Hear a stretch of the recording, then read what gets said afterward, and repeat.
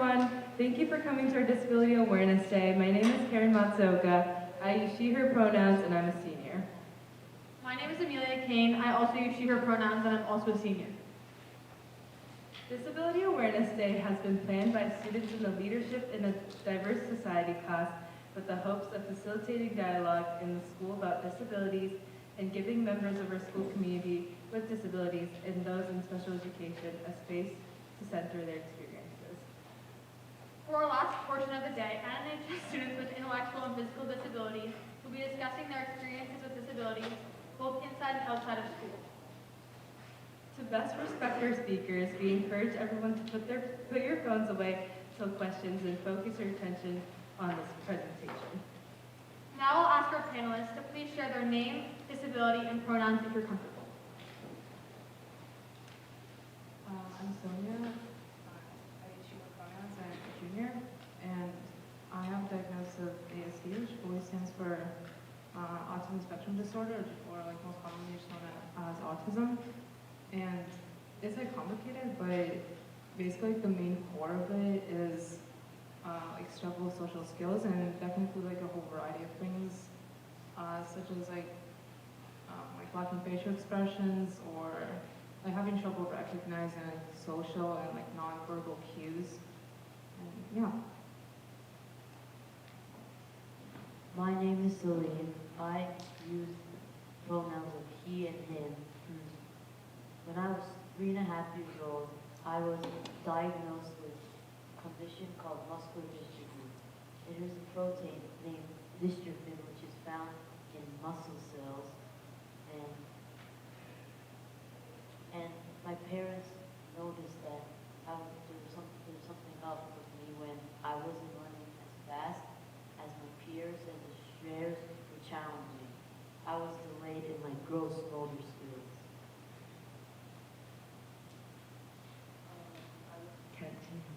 I'm Kenzie. I'm a junior. She, her pronouns. I have ADHD, which is attention deficit hyperactivity disorder. Basically, just like it's hard to focus sometimes.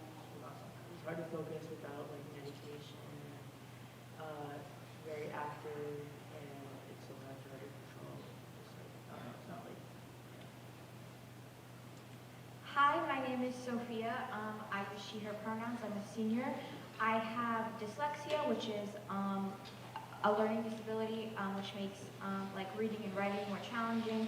And I also have slow processing speed, which is another intellectual disability, which basically, I guess, it doesn't really, that is sort of the formal name for it. It's sort of it's, you know, and it sort of means that it takes me longer to sort of think things through and like process information and etc.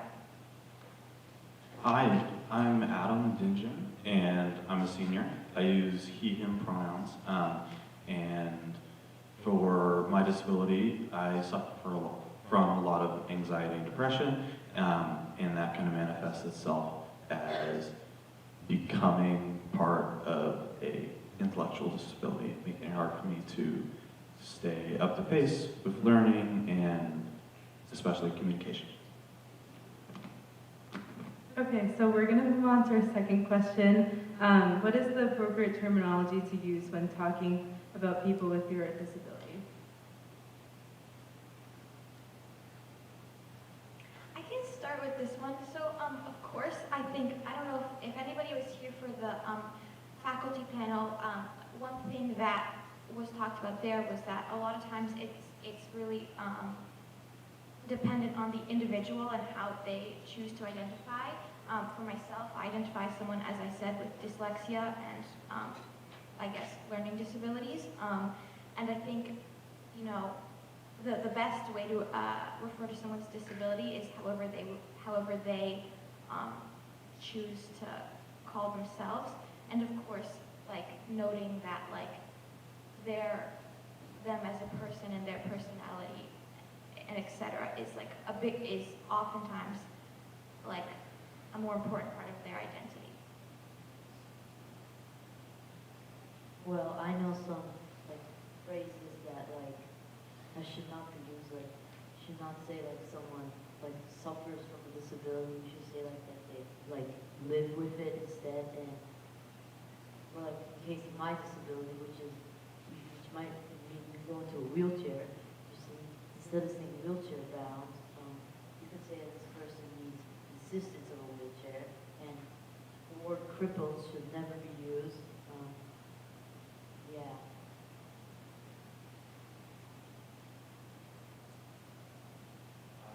I'll say a little bit, kind of adding on to Sophia and Celine, where it definitely depends on who you're asking. It depends on how that individual categorizes their own disability and how they identify with it. But also, there's some pretty clear terms that shouldn't be used that are very offensive. And I think that part is really clear, but yeah.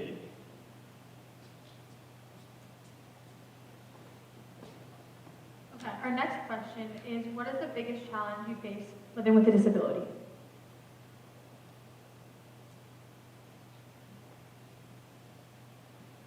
One thing that I've had to like really figure out, so I was diagnosed with ADHD when I was young, like 5 years old, and I started taking medicine for it in the first grade. And so, but I was always like, my parents were always like, you can't be dependent on your meds, so I tried my best to like, it's hard to focus sometimes in school, like I'd have to have accommodations, like notes outside of class or like extra help, like IEP, stuff like that, just because I don't learn the same way as other people, and it's also just like hard to like my teachers when I was in elementary school, I'd be like, oh, like she always gets out of her chair, like she never sits down, like, and it kind of be like a challenge for me by my parents to be like, okay, next year, like, let's try to like not have your teacher know that you have ADHD until like we tell them, because they always like ask about it because it was like obvious to me. Well, one of the challenges that I face as a disability is that I can't do like the same activities as my peers. Like I wish I could like play sports but I can't, and I can't run either. So yeah, that is one of the biggest challenges, and also like walking on uneven surfaces especially can be very challenging, because if I fall, I have a higher chance of breaking a bone. Yeah, I want to add on to what Kenzie was saying as well, especially in like the lower education going through elementary school and middle school, where I was kind of undiagnosed and I wasn't sure what really affected me or what I was having trouble with. It's hard because you always feel like you're behind and not able to catch up, and you don't know why. And it's not because you're not a good student or you don't put in the same amount of effort as anyone else. But I feel a lot of the times disabilities, or if you need accommodations, they go unnoticed for so long without getting care that it has impacted, like, at least for me, my education, where I didn't have accommodations for so long and I wasn't aware of my own like complications, that it was specifically hard for me, at least through elementary school, middle school, and especially into kind of the first couple of years of high school. Yeah, I'd say to what Adam was just saying, I had some pretty similar experience. I know that like one thing that has always been challenging for me is that I just work at a slower pace. Like schoolwork just takes me a lot longer than my peers. And I remember like course registration for like junior year, I like, well actually for sophomore, junior, and senior year, I took a bunch of honors classes sophomore year, and that was on Zoom for me, and I did really, like, I got very good grades. I got A's like throughout all my classes, throughout all the terms, and then I took a similar course load junior year and had to put in so much work, like hours and hours and hours of work to like to keep up and to get my and get the grades that I wanted and that I know I could get. And you know, it was like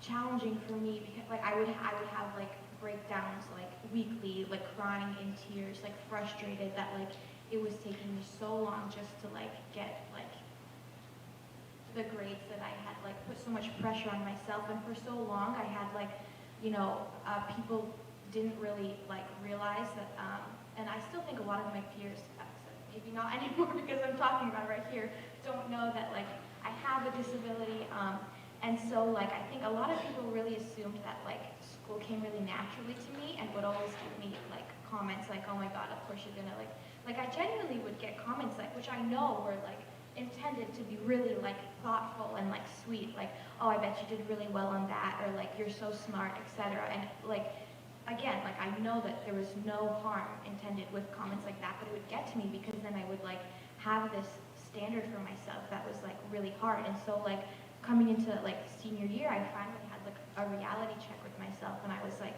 I don't need to take like a million honors classes to like for like to be, I don't know, that doesn't define my worth. It doesn't define like who I am as a person. And it took like so many tears and so much help from like my parents and guidance around me to like be like, it's okay to just like to take a less difficult course load. And the thing is, it's not that I don't have the capacity to do it. It's just that like the time demands would have been like so intense. And I also want to add another challenge that I face is that, for example, right now I'm in the choreography project, which is a dance performance at North, and so it takes me longer than I think some of the other dancers to like pick up on the choreography. Like it takes me a lot of practice. I'm like practicing at home, etc. And I have this fear that people are gonna like give up on me, and like they're gonna be like, she's not a good dancer, she can't get the choreography, she doesn't know what she's doing. And so I'm like, it's like even though like I've worked so hard to like sort of like push past that and be like, it's okay, it doesn't matter what other people think of me, I will, you know, do my best and I'll be good enough. I'm still so scared of like being judged in that regard. I had a really similar experience to Sophia with especially time management, and well, for me, time management and executive functioning are very hard, and that's an aspect of my disability. But with kind of understanding that I don't need to take all the highest level courses, and that I shouldn't really define my worth on any particular class or even my grades per se, because as long as I felt comfortable taking that class and it was the best for me in my opinion, that worked out very well. Yeah, adding on to like what you had said a while ago about like not knowing what type of help you needed. So I started taking academic support the first time freshman year, and only because like I knew that high school is going to be much harder than like middle school, elementary school, and I had a 504, but I never had like academic support. Like all my friends around me had like academic support in middle school, like they were getting help. But I had taken a language, and so like I don't know, like I just wasn't put in academic support. But then once I was, like it really helped me, like kind of like helped you understand more about like your disability and what you have. Yeah, I would say for me, like the biggest challenge with like living with my disability was probably like navigating situations where, you know, there's like no like set rules to like follow, but at the same time there's sort of these like unspoken like norms that you kind of have to like catch on.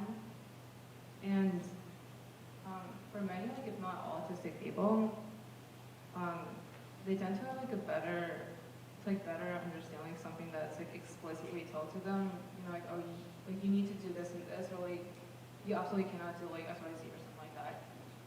And yeah, and so for me, like it can be challenging for me sometimes when I'm not like explicitly told like what to do in a situation, but like I'm not explicitly told, but like I still need to like know or like figure it out somehow like based on the situation. Like it can be challenging, and you know I just start wondering like how am I supposed to understand that, or you know what am I supposed to like base off of? And that can lead to like like these very small but like kind of awkward at the same time moments where like everybody sort of knows something, but like I don't. And it's a very common like metaphor, but it sometimes feels like as if people are just like holding a book with like all these set rules, and like everybody just has this invisible book in front of you. Like I don't, and then like I want to just like peek in, as if I just want to like peek into someone else's book and ask them like, oh, can I look? Like, can I figure it out? And they're like, no, you need to learn. You know, like no, you can't. Like, you need to learn this on your own.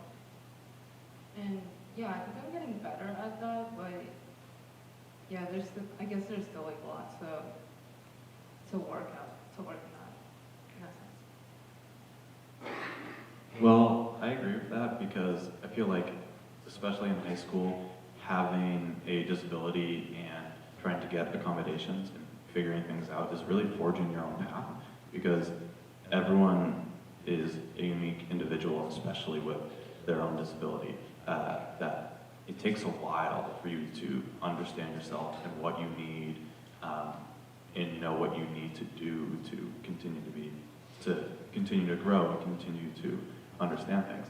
So I feel like that's especially prevalent with trying to counteract and find accommodations for yourself because you're not copying anyone. There's not really a rule book out there for you. You have to make it up as you go. And I think a lot of people from an outside perspective don't realize how much effort that takes. It's like, that's one of the biggest things. It's frustrating to live with a disability and need accommodations or need help that you can't get in the moment.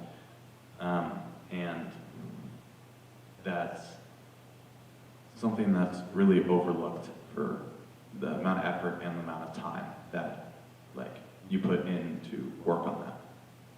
Yeah, I agree, and also like bouncing off of that, it can also be like challenging when like I know that I need like accommodations, like I don't know, something like extra time on the test, or like something, or like when the teacher's explaining something, like I don't understand it, right? Like I need to be able to explain it like in a different way, or like from a different angle. And I guess just realizing that I need to like communicate those needs, and like that there's nothing bad or like embarrassing about that can be challenging for me. Yeah, again, because it can feel sort of like isolating at times that, you know, it can feel sometimes that like I'm the one who like didn't get it, or like, or yeah, the only one who like didn't catch up. Yeah. Our fourth question is, please give an example of when your disability has brought you joy.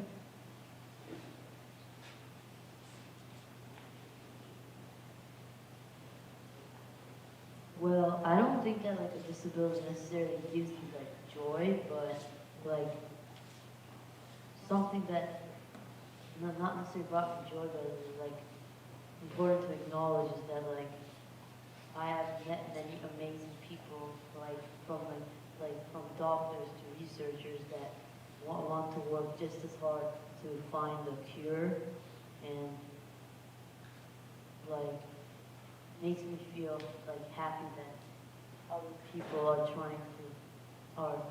trying their best to try to find a cure for my condition. Yeah.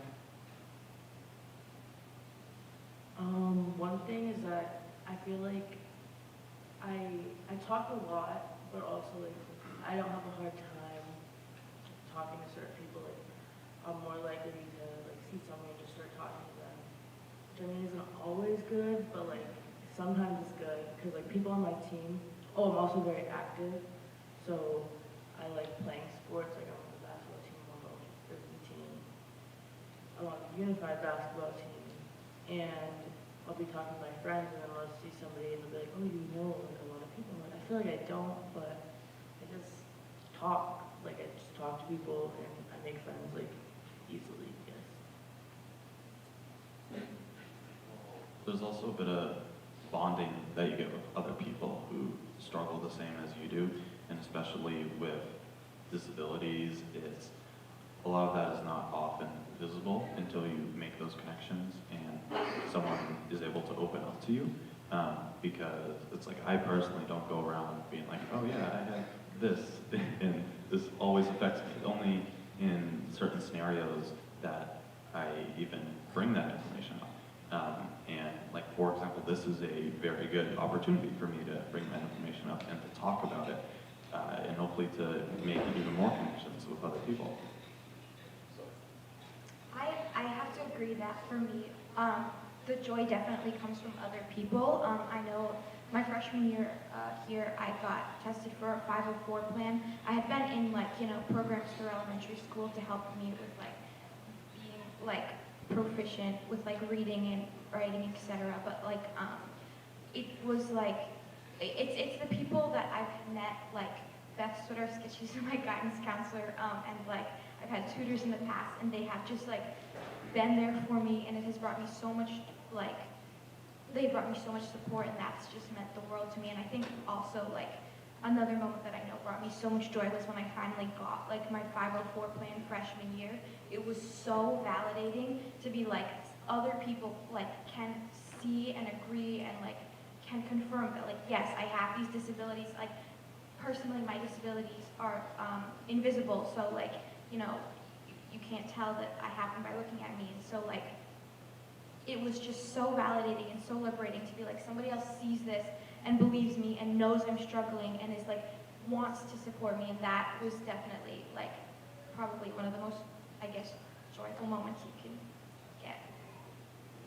I agree with that, because getting that support plan and getting tested for and eventually getting an IEP and accommodations, it's really rewarding as well as satisfactory, because now you're I've been suffering for a while and struggling without any support system, and to finally have I don't know, written on paper oh, this is the supports you get, and it's not something that you have to argue about with teachers, or have to say this would really help me, and you don't have to worry about that not being as respected, although there are still issues with having an IEP and getting your accommodations. I don't want to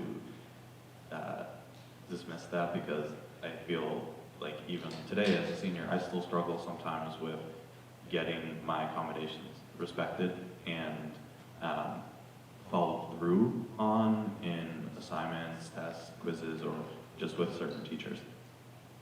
Yeah, and on that, I just want to note that I have been really lucky and sort of privileged to get the support I need. There's a lot of people in this building and outside of the building across the country, etc., who still do not have the support they need. And we are only a group of 5 students speaking from our personal experiences. There's so many more experiences of students with physical, intellectual, and visible disabilities that are not being shared here. And I just want to note that those realities exist too.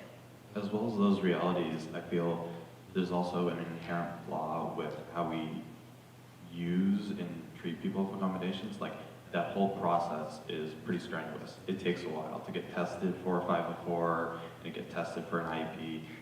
First of all, that takes a lot of effort. It's a lot of time. It's a couple days of just being exhausted mentally, because you're getting tests and quiz on things like remembering numbers or stuff in front of you. But also, it's that costs money too sometimes, and you can't always schedule it in a time that's accessible for you. And I feel that's really a barrier to people who are trying to get help or need accommodations, because they're not easily accessible. Personally, it took me a while to get a 504 and an IEP plan. That was months of work. Okay. Before we ask our last question, we're going to project the QR code. And so if you have any questions, you can scan your phone, and there'll be a Google form where you can submit anything you're wondering, and we'll ask the panelists. But while you guys are submitting your questions, we're going to ask our last question.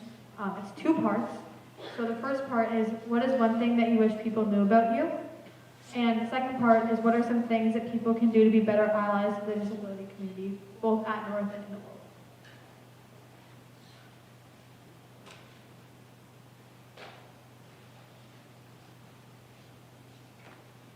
So I feel like one thing, like I want people to like know and like I guess understand about me, because even though like in some situations like, you know, it might seem as if like I'm acting like inappropriate, like, yeah, like inappropriate, like rude, like on purpose, like it's not the case. Like it happens like not because I want to like, you know, ruin someone's day or like hurt someone's feelings. It's just because, again, like what, you know, like, what other people, I guess, just understand better, like catch quicker is not like the case for me. Like it takes me a while to like understand that, you know, like that, that invisible book that I was talking about earlier. Yeah. Well, something that I wish like that people knew about me is that like, even though I might look like younger than my age and like walk differently, then like I still want to be seen as like a typical teenager. Like try to focus on the things that like I can do more than the things like that I can't do.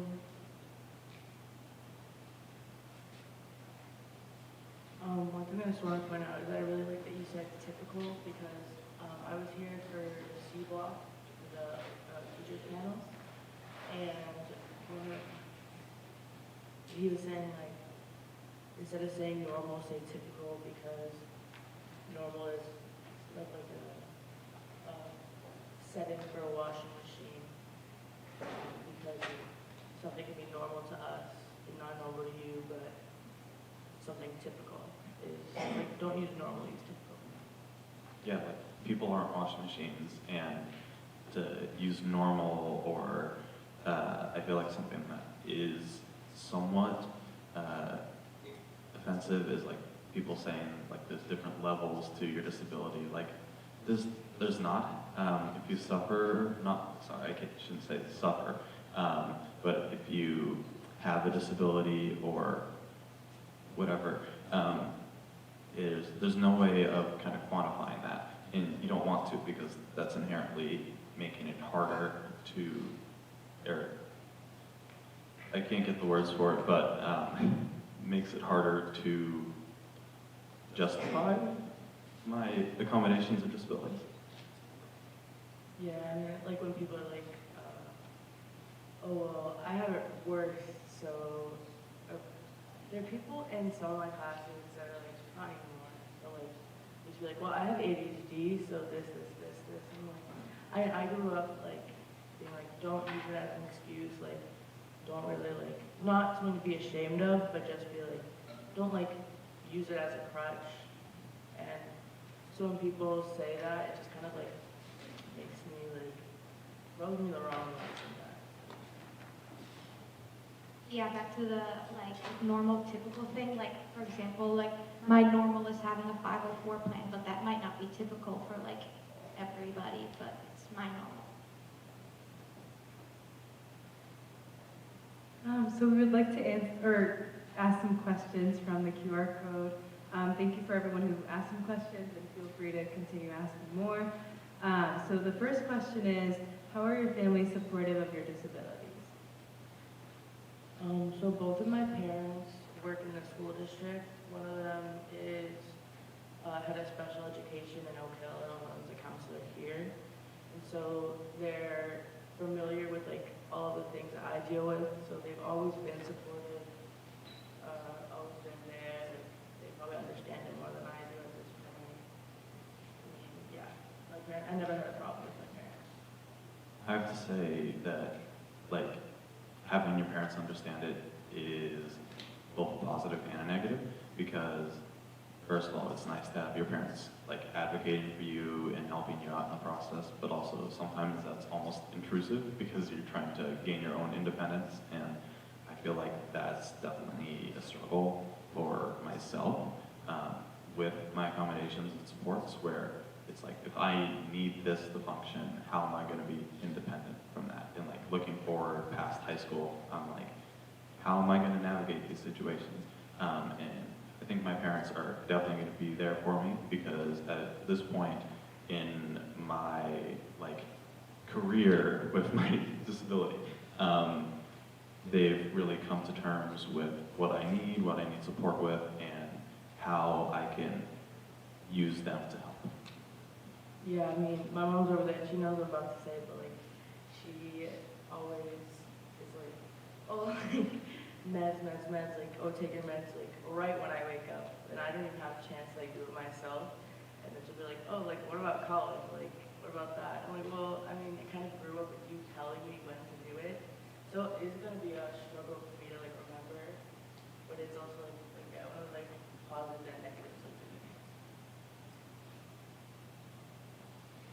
Yeah, my parents have been very supportive, very helpful. Again, I'm like sort of reiterating that like I've had a lot of privilege in that. Like my parents have been able to like pay for tutors and pay for like testing and like have been like I've been lucky enough to have the resources to like get support that I need, and that's just not a reality that everyone has. Okay, our next question is in what ways can Newton North, both the institution and the student body / your peers, become more accessible and supportive of those with disabilities? Ooh, okay, I got this one. Well, first of all, like, I do feel like a lot of the testing and those support systems to get that, it's a very, like, long, arduous process, and I feel like, I don't know if cutting down on that, but trying to make that more accessible would definitely help in getting accommodations or the community itself, like making that more accessible. But then also, like a struggle for me has been even with an IEP and 5 core plans, is getting teachers to respect your accommodations. And a lot of the times it's like an afterthought to them. They don't really schedule it into your stuff, because one thing I've experienced is if something takes me a certain amount of time to work on, teachers don't see it that way. They see it as what the typical amount of time to work on that is. And a lot of them don't understand how that things will take extra time for me, and they eat further into my own schedule and my own time after school. So sometimes it's like all the homework I have in one day is not going to be achievable for me, even if I'm like 100% working every second the day after school. Like, I don't have the time for that. That's because, like, with my extra time, it takes me longer. It doesn't mean I'm doing a worse job or in doing something wrong, but I feel like teachers just are not exactly briefed on how each and every individual experiences that struggle. Well, I think something that like my peers can do to make like this school like, so I don't want to say better, but like, well, is that like the people who like there's the issue right now is that like a lot of people who like don't need the elevator, they use it anyway, and when that happens, it can prevent students like me from like getting to their class on time. So yeah. Oh,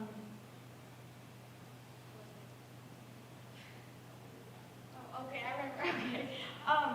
Wait, no, I just lost it again. Oh no, I remember. Okay, I remember. Okay. So one thing I really don't like about North is like the culture of like everybody needs to take 10 million like APs, and like the like high intensity culture. Like I really hate it, because like yeah, it's so competitive, and I like don't like. I mean, I applaud anybody who like takes whatever hard classes. I think that's like wonderful, and I think it's really important for people to challenge themselves, and like I know I have the like intellectual capacity to like to understand the curriculum in those classes and to like do that sort of like rigorous course. I feel like I can just like actually listen to my needs and take the classes that fit my needs and do the things that like are appropriate for myself, because there's such a like external like pressure like that makes me feel like I need to be doing something different that I really don't have the ability to do as easily as someone else. Yeah, adding on to that, and then after that, I'm gonna add on to what Adam said earlier, is, so like APs and like honors, like I'm taking my first honors class this year, like I took ACP, all of ACP classes for like the past 2 years. And I'm gonna take my first AP next year, and all my friends are like taking like AP Chem, AP Bio, like right now. That's just crazy to me. But also one thing about like you said something about like, oh, homework, like extra time, like she's like super smart person, but she's missed a ton of school, but she has, sorry, she has like A's in all her classes. And I have, I think a total of 17 like absences in my classes, and I have like B's and C's, and that just like shows like difference of like we put in the same effort, and we just, like, I don't know, it's like we function differently. Yeah. Another thing I want to add on to that is I feel this might be more of like a hot take, but APs are not accessible for people with disabilities. And I feel like that is very true, and I feel you're nodding your heads. It's not something that a lot of us can deal with, and I think there's an inherent advantage to being able to take an AP class, especially in the college process where it's like you get rewarded for taking APs and sometimes, and APs are also beneficial to like your GPA and making colleges select you over other people. But like considering the amount of work that they are, like I know they're not accessible for me. It's not that I don't feel like I'm intellectually capable of APs, but it's if an AP gives you 2 hours of homework a night, with extra time, it takes me 1.5 times longer, so that's gonna be 3 hours of homework. And I don't know if I can do 3 hours of AP homework every night, when that might be, that or 2 hours might be accessible to someone else. It's not for me. Yeah, I agree with that, with everything that was said before. And also too with the like AP thing, I feel like there's also like a big competition to, like take as many APs as like possible. You just like overload your schedule of APs. And I don't know, it sometimes makes me feel a little bit sad or like, I don't know, this feeling that I'm sort of lagging behind because like, for me, like this year I'm taking only one AP class, while like I know a lot of like my peers and my friends who are taking like 3, 4, or even 4 APs. Yeah, and yeah, it's just a feeling that I'm not like doing enough, that like I should do like more and more. But at the same time, I feel like it's kind of helpful to just acknowledge to myself that the amount that I'm taking and like the course load that I'm having is appropriate, like according to like my needs and like the way that I, like synthesize coursework and be successful. Yeah. Well, the competitiveness, I think, in our school really gives those higher level classes a monetary value, and like it feels like everyone is trying to get your high score, like take as many classes as you can, but I don't know if that's really necessary for everyone, and like especially for myself, I don't want to do that. I want to like live a balanced academic life as well, and if someone is taking like all APs and has a balanced academic life, like good for you. Like I applaud you. Like you're doing a great job. But I also feel like it's important to acknowledge that the amount of effort you put in might be a lot for you, but for me, if I tried to do that same thing, it might be more than that because I live with a disability and there are more things I have to do. Yeah, I mean, another thing about, I'm thinking about it being really competitive is this morning one of my friends said like, oh my gosh, guys, so like I have a 81 in English, like I have a B, and I was like, oh, like good job. She's like, no, that's so bad, but I aim for like B's. Like an A is great, but I aim for B's when people are just saying like, oh, like B's suck, B's suck. Like, I feel like it's kind of, like, I need to put in hard work to get a B. And then other people are like, oh my gosh, B is like an F for me, and it kind of just like sucks to hear. Yeah, and I feel like sometimes I put in effort to get the grade I want, But sometimes my grade is negatively impacted by like, oh, my test scores or how much homework I can do. But a lot of that is not effort-based and more is like, are you able to get the work in after class? Do you test well? And although those are not the only variables, I feel like sometimes I try to make up for that in how I participate in class and how like much effort I put in, and if I really put a lot of effort into like caring for the work I'm doing and making sure it's the best of my ability, not exactly for completion. But I don't feel like a lot of teachers implement that a lot in their grade. Like a lot of my grade in many of my classes is tests and like completion oriented. But not having enough effort and time for that is very hard for me. And my grade gets negatively impacted, even if I understand the topic, if I don't have the time or energy to complete things. Yeah, I mean, like, my bio class is mostly tests. Like, I have 100% homework, 100% in classwork, 100% in participation. Then my grades brought me down so bad, like, I mean, not my grades, my test scores. So it brought me down so far that I have a C right now in bio. I'm gonna have a C for the term. But if you're a bad test taker and the class is mostly based on tests, it's really hard to work around that because there's nothing you can really do to work around that. I might be somewhat repeating myself here, but like I agree with that, and I know maybe some people are thinking like, oh, if you're not happy with the grade you get, like work harder or like put in more effort. Like I'm already trying the best I can. There's not anything else I can like pull out of my mind somewhere. Like it's a constant struggle. Like for me to take the steps on the stairs, I can't just like jump up a flight of stairs in terms of effort. And I feel like that's specifically something that people don't always understand when they look at like this community or look at people who are struggling with academics, with living with a disability, is a lot of it is we don't have the effort to be able to do that. And the amount of work we put in is comparable to the amount of work that other people put in, and sometimes they get better grades because that's just, the system is oriented for that, not for us. So our just reminding everyone that if you have any questions, feel free to scan the QR code. Our next question is, do you feel that there is a proper representation of people with a disability in the media? And that could be like TV, movies, etc.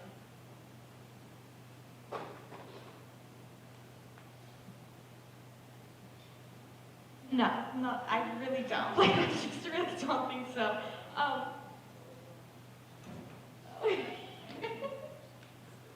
We got Bella Thorne, that's true. Okay, so yeah, I don't think so.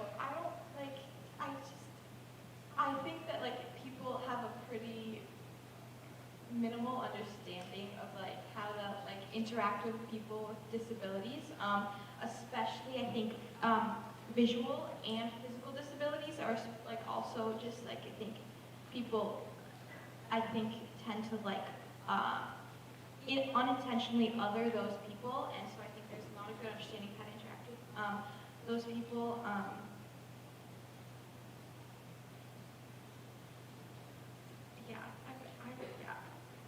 I also feel like for social media or like just any media in general, like the people who do have disabilities and like have a platform on there are kind of defined. There's like not a lot of them, and they're kind of defined by their disability. Like their whole like page or like their whole movement is about their disability. I feel like it's never just, oh look at this person, oh and they have this. It's always like this person has this, and they have a platform because of it.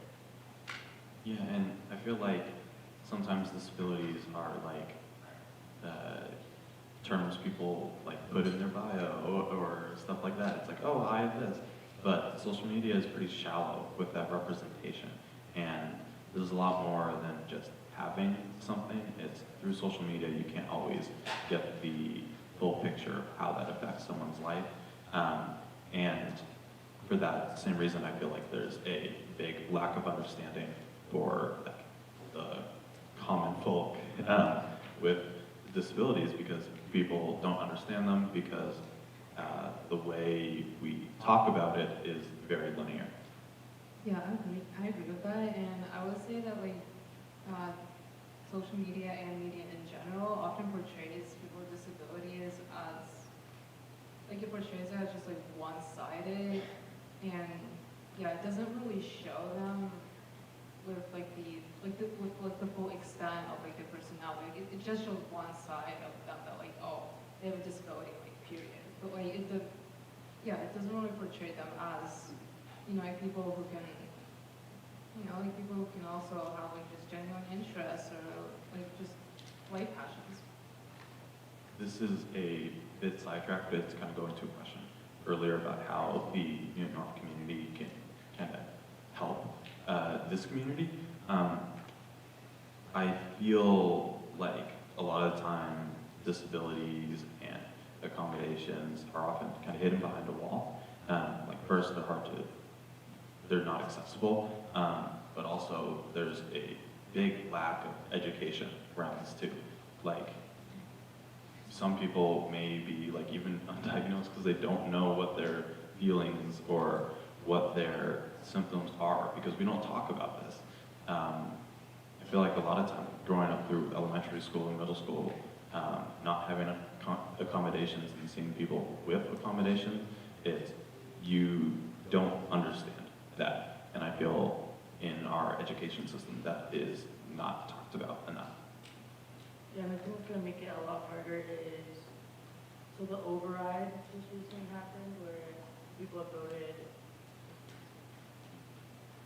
no on the override, and it's gonna, like, a lot of people are saying like, oh, sports, like, we're not gonna have like good sports next year, but it's also like, they're gonna have to cut, like people who help kids with like disabilities, like my other mom works at Oak Hill and she's so stressed, she's like, we're gonna have to cut a bunch of people, like the kids aren't gonna have help, like we don't have, there's not enough accessibility already, there's gonna be even less, and that's really scary.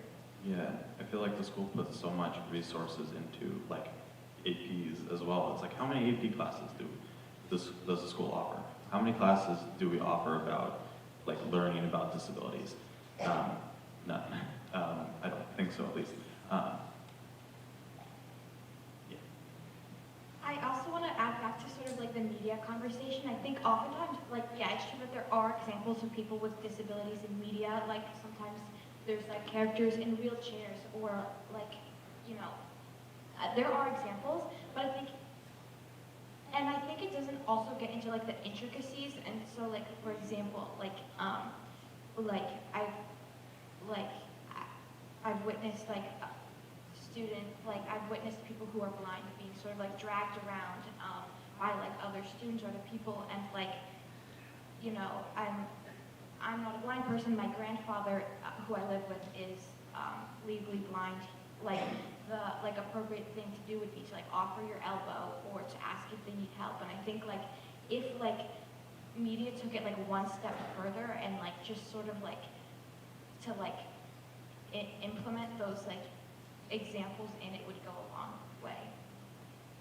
Okay, we are going to ask our last question now. Thank you to everyone who submitted questions. Hopefully we got to answer most of them, and we really appreciate you being interactive with our panelists. With that, our last question is just, is there anything you want to leave the audience with? Is there one main takeaway you want people to think about after the panel, etc.? Just whenever you're talking to somebody with a disability, just know their disability doesn't define them. Like, they're a person, and they also have something, but it's not this person with a disability.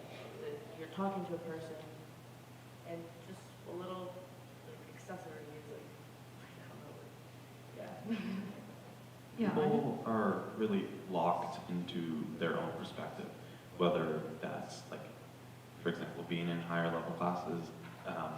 But like, I would encourage people to be mindful and to explore the other perspectives of people like with disabilities or people who are struggling and help them as well. Because if the majority of the community is not struggling, how are we or people with disabilities affected and represented in that. Yeah, I agree with that. And also the same important part is like acknowledging that, you know, people with disabilities, they're not like they're not aliens in that sense. Like they're also people. People just like, you know, just like everybody else. Like they also like go through emotion. They also, you know, go to school, might get jobs, etc. And yeah, I feel like it's just important to like, and by acknowledging, I mean that you don't just like formally like say that to yourself. It's more about like deeply like acknowledging that in your heart, and you know, like viewing them as equal to yourself, and like not like below, like somewhere down there. But yeah, people like should not be afraid to like approach someone with a disability. Like there's more to like the person than their like disability, and you should put the same amount of effort getting to know people with disabilities as your other peers. And like don't be afraid to make conversation. We are people too.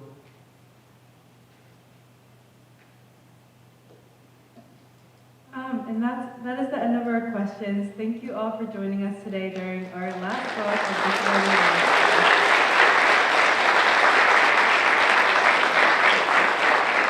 We hope that the experiences of these students will help you expand your perspectives. We also want to note that as our leadership teachers always say, this is not the end of the conversation, but the beginning. We hope that many more days and panels like this can happen in the future. On your way out, please check out the lovely posters that we've hung up beside you. They talk a little bit about how to be how to be an ally to people with disabilities at Newton North. So we hope you can learn from those as well. And thank you again for joining us. Enjoy the rest of your day.